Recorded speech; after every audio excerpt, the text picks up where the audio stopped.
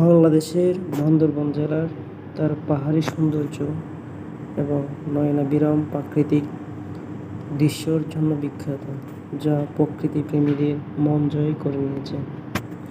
পাহাড়ের চূড়ায় দাঁড়িয়ে চারদিকে তাকালে দেখা যায় সবুজ পাহাড়ের সারি, ঝর্ণা এবং মেঘের টেলা।